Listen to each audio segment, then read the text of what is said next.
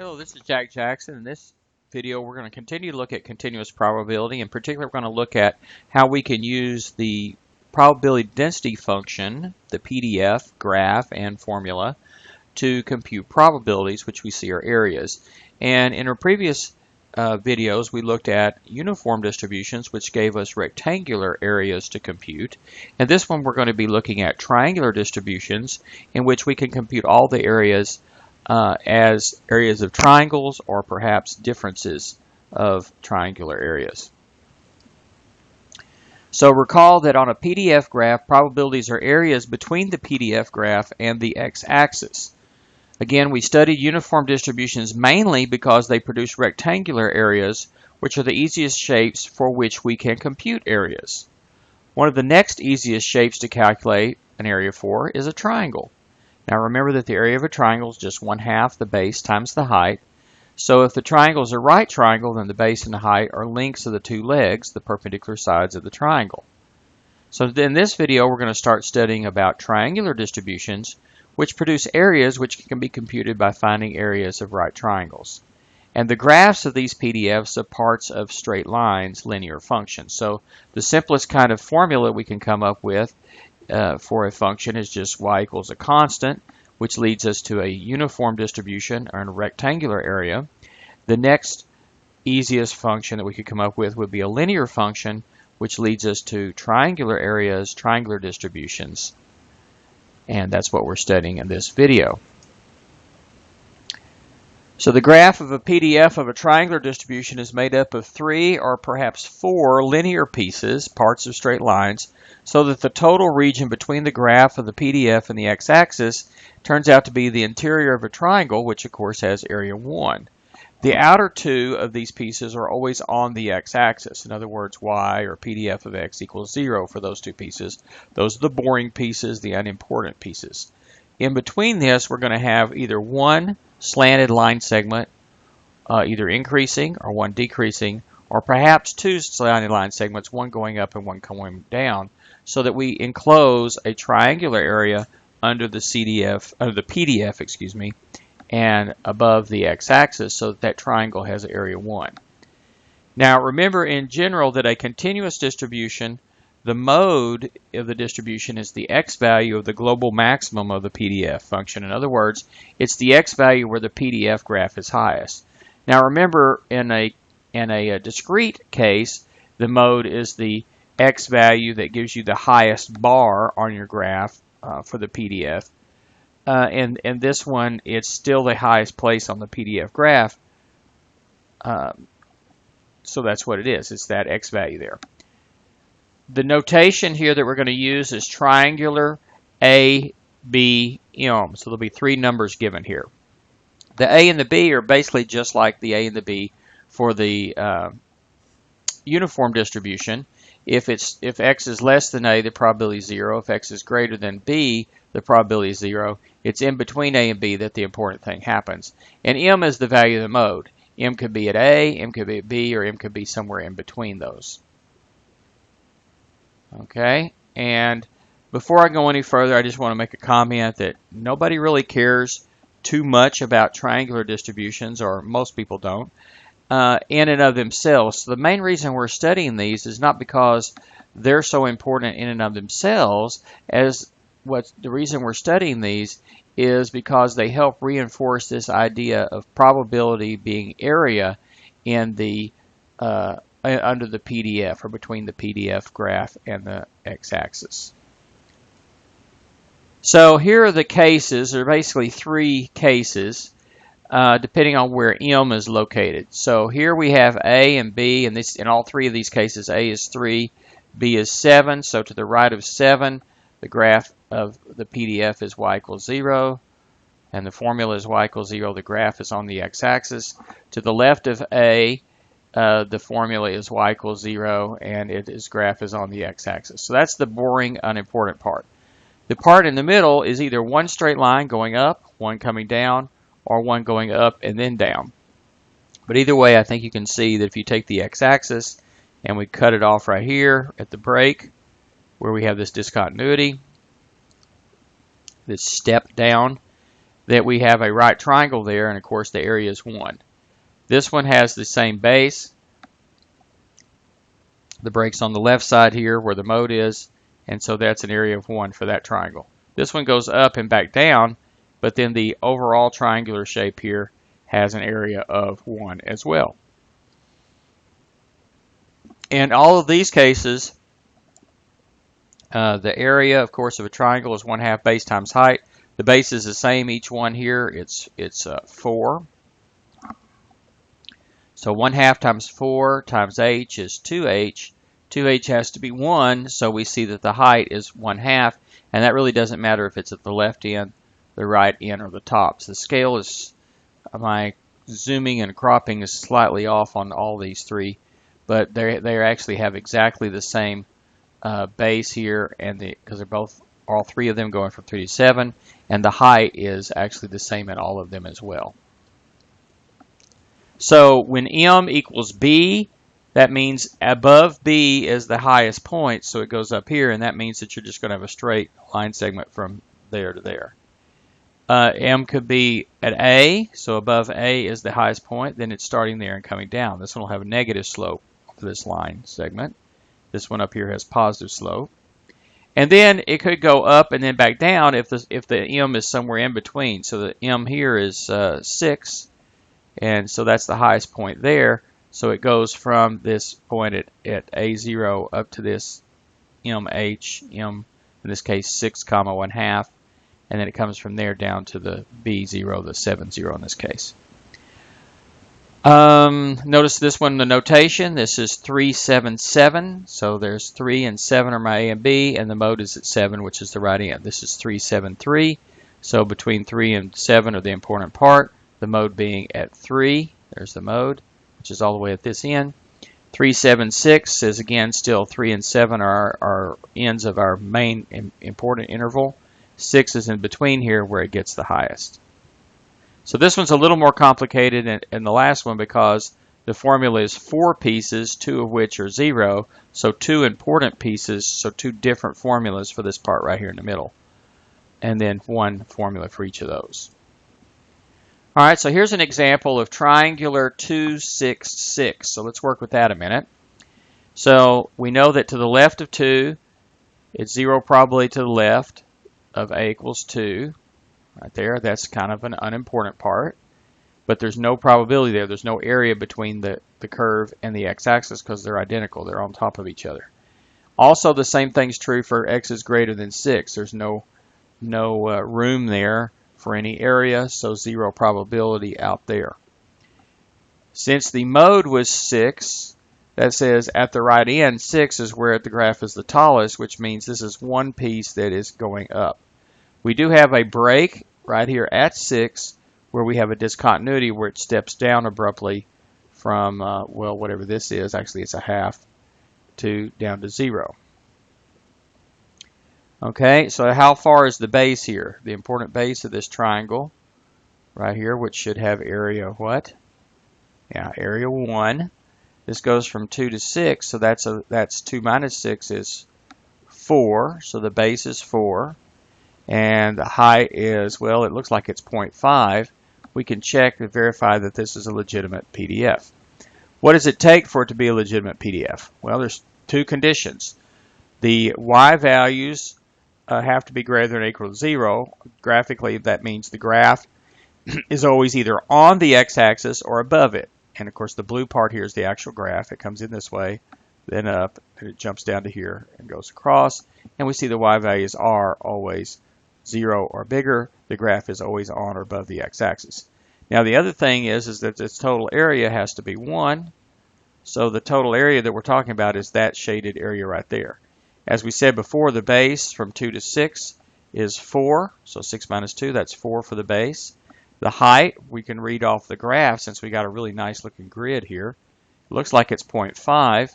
And if you multiply 1/2 times base times height, that's 1/2 times 4 is 2 times 1/2 is 1. And sure enough, that's the other condition, is that area must be 1. So this is a legitimate PDF graph.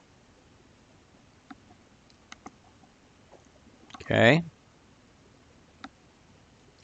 So let's use it to find and illustrate some probabilities. So I want you to compute these probabilities and then also illustrate it on the PDF graph. Now when I say illustrate it on a PDF graph, what am I talking about? Well, on the PDF graph, areas are probabilities.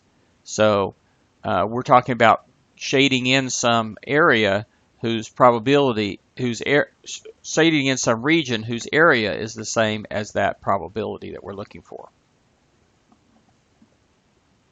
Now, one thing nice about using the PDF, even though it's a little harder to work with than the CDF, is it gives you a nice visual that the probability here is to the left, less than 4, is to the left of 4. So we're going to be shading in something here. What shape did we shade in? Go ahead and work it out. Work out what that probability is. Come back when you have an answer. Press pause now. Well, what we ended up shading is a triangle, actually a right triangle at that, and we just need to figure out the area of that triangle, and that's the probability we're looking for. So the area of a triangle, of course, is 1/2 times base times height. Okay, so that's 1/2 times the base times the height. Of course, the 1/2 is part of the formula. The base is going from 2 to 4, so its length is 4 minus 2, which is 2. And the height we can read off of the graph here as 0.25. Half of 2 is 1 times 0.25 is 0.25. 25% or 1/4. By the way, notice that the probability that x is less than 4 really might as well have said x is between 2 and 4, because to the left of 2 there is no probability there because there is no area. So this shaded area turns out to be the probability. So what does that mean? That means that area is 1/4 of this total area right here. That sort of makes sense. I think you can kind of see that. Actually, we could see it very easily if we just drew horizontal line from this across to here and up. We'd have a triangle the same size as that, and this rectangle here we could split right down the middle across this way, and we'd have another triangle, 2 more triangles that size, so we could split it into 4 regions with that same area. So we can clearly see that it is 1/4 of the total area. That means 1/4 of the probability density is to the left of 4. That means that the probability that x is less than 4 is 1/4.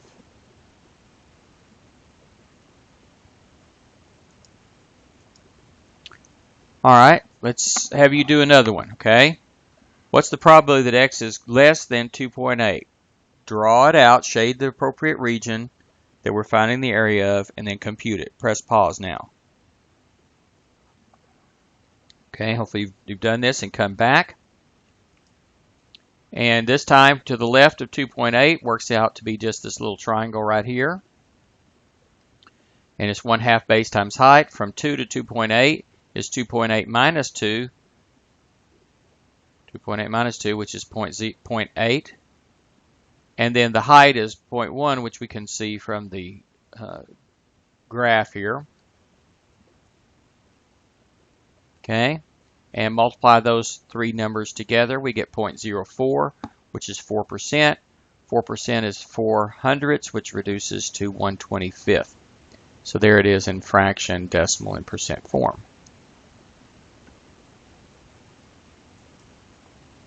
All right, we'll make it a little more interesting this time, perhaps. Let's do the probability that x is greater than 5.2.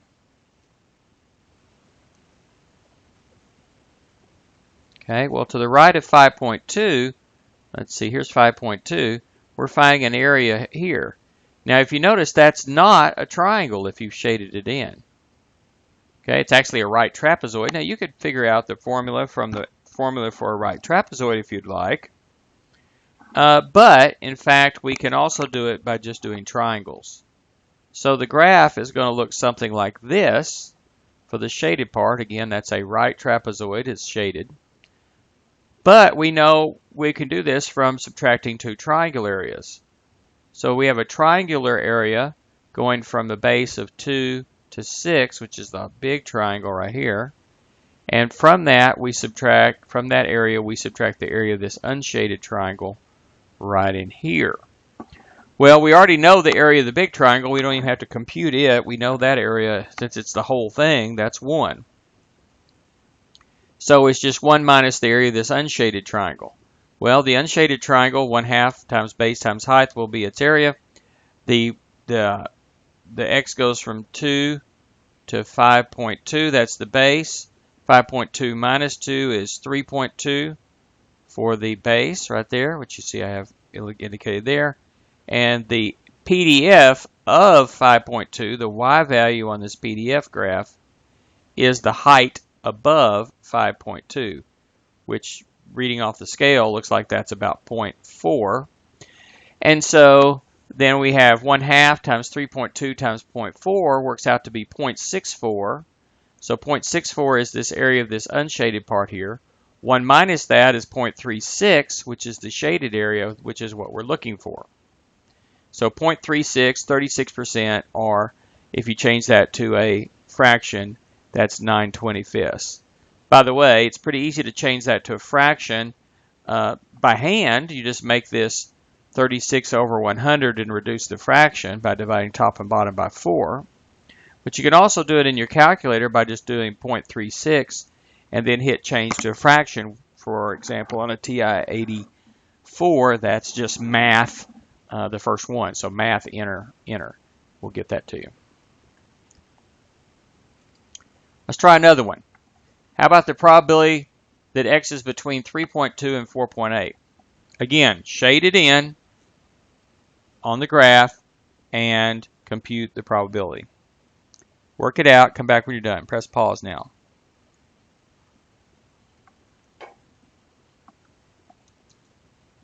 Well, did you come up with this? You get a right trapezoid area like this. Once again, though, we can find it by subtracting the area of two triangles. Big triangle has a base of 2.8. That's 4.8 minus 2 is 2.8. And it has a height of 0.35, which we read off of the graph. That's the PDF value at 4.8. And the little triangle that we're subtracting has a height of 0.15. That is the PDF value evaluated at 3.2. And it has a base of 1.2. That's 3.2 minus 1 is 1.2. So anyway, 1/2 base times height for the big triangle is 1/2 times 2.8 times 0.35. Works out to be 0.49 for the overall area there, the big area. Now we want to subtract off the unshaded area on the left there, that smaller triangle. That's 1/2 times 1.2 times 0.15. And that works out to be 0.21.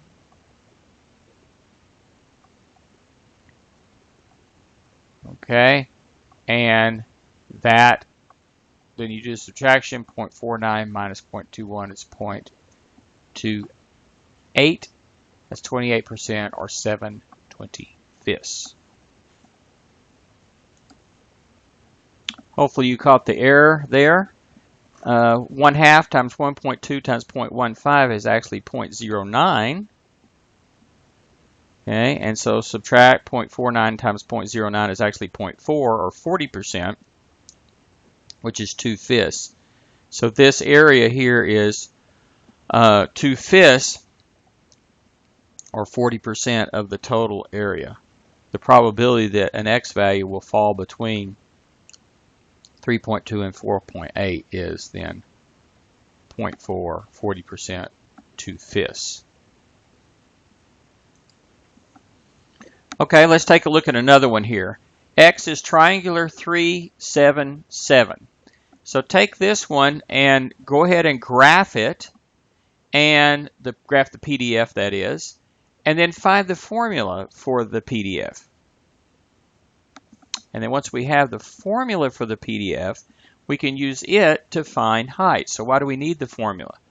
Well, back here on these previous examples, we had a super nice grid, and the values that I was giving you actually fell pretty nicely on one of the grid lines, so we could calculate heights based on the grid. But if we don't have a really nice grid, we can evaluate heights by just plugging in the formula if we have the formula. And it turns out this is all you need to know to figure out the formula. Let's see if we can do that. So X is triangular 3, 7, 7. The first number 3 says that to the left of 3, it's 0. The second number 7 says to the right is 7, it's 0. So really between 3 and 7, for x is the most important part. And we want to, the mode is 7. That's what the last number, the 7 at the end says. So it says that the highest point is on the right side. So this is a graph that looks like this. A is 3. To the left of that, the graph is 0. On the x-axis to the right of 7, the graph is 0. And in between, it's an increasing piece. So the first question is, what is the length of the base of this larger triangle here that goes from A to B up to this point here, and there's the side of it as the hypotenuse is given by the actual PDF graph. What's the total area of this triangle? What's its height? And then in general, what's the height of a triangular ABM? Well, the triangle we're talking about here, is here, it's shaded. So we're going from A to B, which is B minus A. In this case, 7 minus 3 is 4 for the length of the base. The height then, well, we know in general that the area is 1/2 base times height. We also know the base is always just B minus A. So this is B minus A over 2 multiplied by the reciprocal to find the height. The area is always 1 for the total thing there. So 1 times B minus A over 2, 1 divided by B minus A over 2 is 2 over B minus A. So the height is 2 over B minus A in general, or in this case, in other words, 2 over the base. Okay, and there you go. The base is 4, so this is 2 over 4, or 1/2 for the height. That makes this point right up here at the top, the maximum point up there, to be 7, 1/2.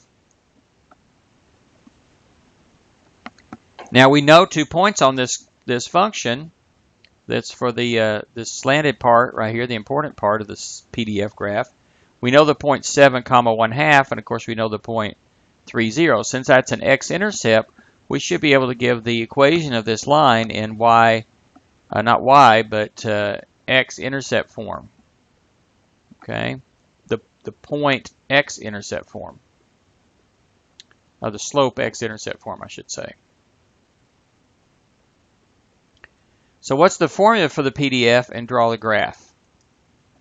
Well, again, there's the basic graph, and it's a piecewise defined function with the PDF of x outside of 3, 7. The PDF of x equals 0. So PDF of x equals 0 outside of the interval from 3 to 7, and inside the interval 3 to 7, what we have is a linear function with an x-intercept of 3, 0. So since we know the x-intercept, we're going to use the slope x-intercept form, or factored form, of the linear equation. And notice that it is going to have a positive slope because this is a rising line, or an increasing function on this part right here in the middle. Now let's review in general some stuff from Algebra 1. We have multiple forms of a line. Here's a line. And we know many forms. For example, we know the slope y-intercept form, y equals mx plus b, or y equals mx plus y sub 0. And that uses x is 0, y is 6, 0, 6 as the interesting point. So notice you plug in x is 0, y is 6. That works. Okay, and the slope is negative 1/2. What does that mean? That means when you go to the right one, you go down 1/2. Right one, down 1/2. Right one, down 1/2. Right one, down 1/2 every time. Or another way to think of it is right 2, down 1. Right 2, down 1. The fact that the slope is the same every time is what makes that a linear function. That's what makes it straight.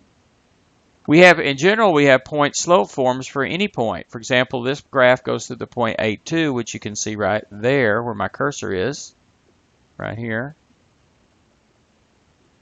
And so this could be written as y equals negative 1/2, parentheses, x minus 8, parentheses, plus 2. Notice that when you plug in 8, this is 0, plus 2 is 2, so it does, in fact, go through 8, 2. Similarly, the graph goes through 2, 5 right there. So I could write it this way. y equals negative 1/2 times parentheses x minus 2, close parentheses, plus 5. You can do this for any point on the graph. And in particular, you can do it when x is 12. Okay, so when x is 12 here and y is 0, this is negative 1/2 parentheses x minus 12, and then we could say plus 0, but we can suppress the plus 0. And so that is a factored form. That's the slope x-intercept form. Usually when you say slope-intercept form, you mean the slope y-intercept form. This one's different. It's the slope x-intercept form. And it's every bit as good and as important as the slope y-intercept form. The general form is this: y equals m times x minus x sub 0, where x sub 0 comma 0 is the x-intercept, and the slope, which is delta y over delta x, is a constant. And that gives you the equation of line. Well, this form works for us because we know the x-intercept is 3, 0. So we know it's going to be some slope times x minus 3. We just need to figure out what that slope is. Okay, so let's see what the slope is.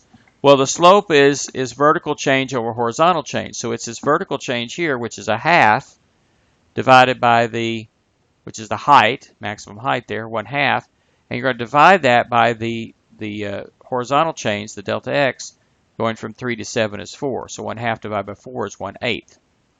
Or you can use the y2 minus y1 over x2 minus x1 using the point 7, 0.5, and 3, 0. And that's the way I've got it worked out right here. Either way, you get 1/8. So the formula is y equals 1/8 times x minus 3. It's much better if you use a fraction here rather than a decimal. In this case, 1/8 divides out. You get 3 decimal places. It terminates. It would have been fine to use a decimal. But if you get even something as simple as 1/3 that repeats, then you can't make it into decimal really very well unless without rounding off. We don't want to round off. We want exact value. So use a fraction here. By the way, this graph was generated in a program called Graphmatica. I recommend this program. It's excellent. www.graphmatica.com. And this is what you enter in the syntax. Y equals 0 for x going from blank to 3, so from forever left to 3. Y equals 0 for going from 7 to blank, that's 7 to infinity there. And the middle piece is important. It's 1/8 times x minus 3, but we only do that from x is going from 3 to 7. I just made sure they're all three the same color. Graphmatica basically treats that as 3 separate functions, but we know it's one function with 3 pieces. So when you write down the formula, you write it down as a piecewise defined function. It's just PDF of x, or y, equals 1/8 parentheses x minus 3, but that only applies for x's between 3 and 7 inclusive, and it's just, you could just say 0 otherwise for the other 2 pieces. Now, when you're putting it in your calculator, these pieces out here where x is 0, or where y is 0, we don't need those. Those are just kind of boring, unimportant parts. The important part is between 3 and 7. So even though there is a way to put this in as a piecewise defined function, I think I showed you that in an earlier video, it's really just kind of a waste of time. So what we should do is just plug it in. Our calculator is y1 equals 1/8 times x minus 3, and then graph it, but just be sure that we're only graphing from x's going from 3 to 7. And experiment till you find appropriate y's, and boop, there's the graph right there. And there's the same thing on the Inspire, TI Inspire.